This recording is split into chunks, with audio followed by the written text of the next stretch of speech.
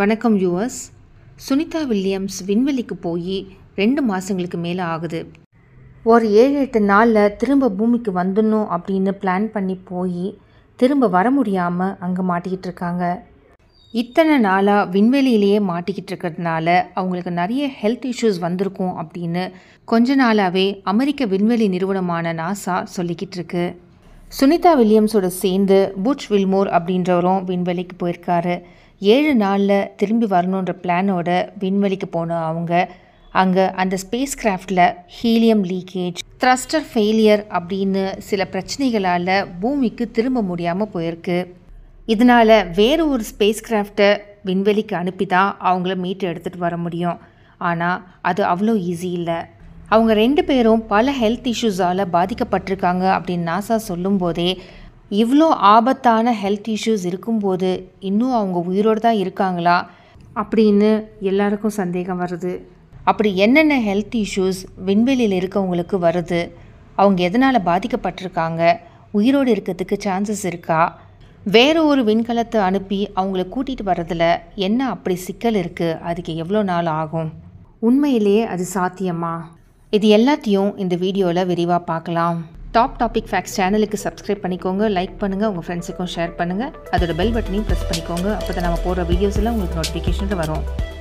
Boeing crew flight test commander மற்றும் பைலட்டான Sunita Williams கூட நாசா விண்வெளி வீரரான புட்ச் வில்மோர் இவங்க 2 பேரும் அமெரிக்காவின் ஃப்ளோரிடா மாகாணத்தில் இருக்க கேப் கேனவரல் ஸ்பேஸ் ஃபோர்ஸ் ஸ்டேஷன்லேருந்து கடந்த ஜூன் 5ஆம் தேதி விண்வெளிக்கு புறப்பட்டிருக்காங்க. விண்வெளிக்கு போனவங்க பூமியில் கரெக்டாக வந்து தரையிறங்கணும் அப்படின்னா ஸ்டார் லைனரை பயன்படுத்தி தான் தரையிறங்கணும். இவங்க 2 பேரும் இந்த ஸ்டார் லைனரை நல்லா கற்றுக்கணும் அப்படின்றதுக்காக, அதை டெஸ்ட் பண்ணுறதுக்காக குறிப்பிட்ட சில நாட்களுக்காக மட்டும் விண்வெளிக்கு போயிருக்காங்க. ஒரு வாரத்தில் திரும்பி வரணும் அப்படின்னு போனதுனால அந்த விண்கலத்தில் அவங்களுக்கு தேவையான உணவு, தண்ணி, மற்ற அத்தியாவசிய பொருட்கள் இதெல்லாம் இருக்கா அப்படின்னு தெரியல. எதிர்பார்த்த நாட்களை விட அதிகமாக விண்வெளியில் இருக்கும்போது மைக்ரோ கிராவிட்டி, ரேடியேஷன் அப்படின்னு பல பிரச்சனைகளை அவங்க சமாளிக்கணும். மைக்ரோ கிராவிட்டி அப்படின்னா கிராவிட்டி 0வை விட கொஞ்சம் அதிகமாக இருக்கும், அவ்வளோதான். குறிப்பாக நம்ம பூமியில் இருக்கும்போது நமக்கு கரெக்டான கிராவிடேஷன் இருக்கிறதுனால நம்மளோட உடல் எடையை நம்மளால் உணர முடியும். ஆனால் விண்வெளியில் புவியீர்ப்பு விசை இல்லாததுனால உடல் எடையை உணர முடியாது, மேலேயே மிதந்துட்டுருப்போம். இந்த மாதிரி விண்வெளியில் வர பல பிரச்சனைகளை சமாளிக்கிறதுக்கு ஆஸ்ட்ரோனட்ஸுக்கு பல விதமான பயிற்சிகள் கொடுக்கப்பட்டு தான் விண்வெளிக்கு அனுப்பப்படுறாங்க. எத்தனை நாட்கள் விண்வெளியில் இருக்க போகிறோம் அப்படின்றதுக்கு ஏற்ற மாதிரி தான் எல்லா அரேஞ்ச்மெண்ட்ஸும் செய்யப்பட்டிருக்கும். குறிப்பிட்ட நாட்களுக்கு அப்புறம் அவங்க ஸ்டார் லைனரை யூஸ் பண்ணி பூமிக்கு தரையிறங்கணும். இது ஏற்கனவே திட்டமிடப்படுறதுனால அதுக்கேற்ற மாதிரி தான் அவங்களுக்கு பயிற்சியும் கொடுக்கப்படுது. அதோட அவங்களோட உடை, அதாவது ஸ்பேஸ் சூட்டும் தயாரிக்கப்படுது. அதோட விண்கலத்தில் அவங்க வாழ்கிறதுக்கும் எல்லா சூழ்நிலைகளும் அதுக்கேற்ற மாதிரி தான் செட்டப் பண்ணப்படுது. இன்னும் பல அத்தியாவசிய உயிர் காப்பாற்றுற விஷயங்கள் எல்லாத்தையும் செட் பண்ண வச்சு தான் அந்த விண்கலத்தை அனுப்புவாங்க. இப்போது குறிப்பிட்ட நாட்களை விட அதிக நாட்கள் விண்வெளியில் இருக்கிறதுனால மைக்ரோ கிராவிட்டி, ரேடியேஷன் போன்ற பல தொல்லைகள் அவங்களுக்கு இருக்குது. இதனால் சுனிதா வில்லியம்ஸும் புட்ச் வில்மோரும் பல நோய்களால் பாதிக்கப்பட்டிருக்கலாம் அப்படின்னு நாசா அறிவிச்சிருக்கு. அதெல்லாம் என்னென்னு பார்க்கலாம். Neuro ocular syndrome, cardiovascular deconditioning, space flight osteopenia, orthostatic hypotension. முதல்ல நியூரோ ஆக்குலர் சிண்ட்ரம். நியூரோ அப்படின்னா நரம்புகளை குறிக்குது. விண்வெளியில் வர்ற ரேடியேஷன் கண்களில் இருக்க நரம்புகளை பாதிக்குது. இதனால் கண்ணில் இருக்க கருவிழியோட அமைப்பும் மாறுறதுக்கு வாய்ப்பு இருக்குது. கண்களில் இருக்க உள் அமைப்புகளில் ப்ரெஷர் அதிகமாக ஏற்படுறதுனால கண் பார்வை குறைஞ்சிடும். பார்வை சுத்தமாக பறி போகிறதுக்கும் சான்ஸ் இருக்குது. பூமிக்கு திரும்பி வந்ததுக்கு அப்புறமாவும் இது குணப்படுத்துறது ரொம்ப கஷ்டம். நாம் பூமியில் இருக்கும்போது புவியீர்ப்பு விசையினால் நம்ம உடல் முழுவதும் ரத்த ஓட்டம் மேலேருந்து கீழே, கீழேருந்து மேலே அப்படின்னு கரெக்டாக நடக்குது.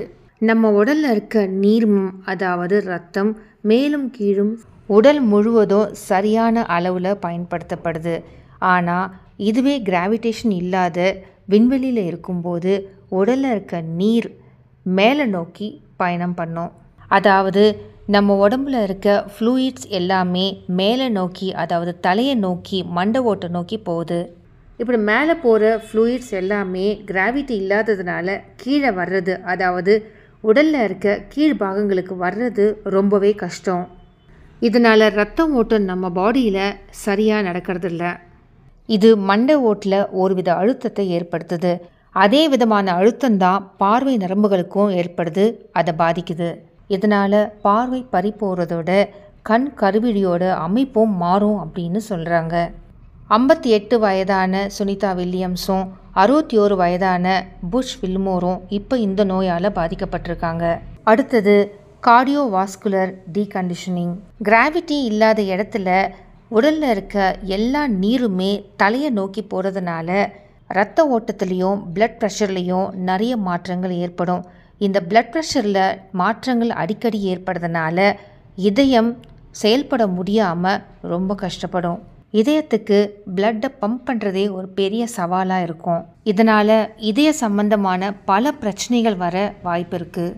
இந்த மாதிரி பிரச்சனையையும் விண்வெளியில் இருக்க இவங்க 2 பேரும் கொஞ்சம் கொஞ்சமாக அனுபவிச்சுட்ருக்காங்க. அடுத்தது ஸ்பேஸ் ஃப்ளைட் ஆஸ்டியோபீனியா. அப்படின்னா தசையோட எடை மற்றும் எலும்போட அடர்த்தி குறையிறது. விண்வெளியில் இருக்கவங்க மைக்ரோ கிராவிட்டினால் ஒரு இடத்துல நிற்க முடியாது, மிதந்துக்கிட்டு தான் இருப்பாங்க. மைக்ரோ கிராவிட்டி அப்படின்னா கிராவிட்டி ரொம்ப ரொம்ப கம்மின்னு அர்த்தம். அப்படி மிதக்கிறதுனால அவங்களோட எடையை அவங்க உணர முடியாது, ஏன் எடையே இல்லாத மாதிரி இருக்கும் அப்படின்னு சொல்லலாம். இப்படி எடையின்மை பல நாட்கள் நீடிக்கிறதுனால எலும்போட அடர்த்தி குறையறதுக்கு இதுவே காரணமாக இருக்குது. பூமியில் புவியீர்ப்பு விசை இருக்கிறதுனால நம்மளோட தசைகள் ஒரு விதமான அழுத்தத்தை அனுபவிக்குது. அந்த அழுத்தத்தினால நம்மளோட எடையை நம்மளால் உணர முடியும்.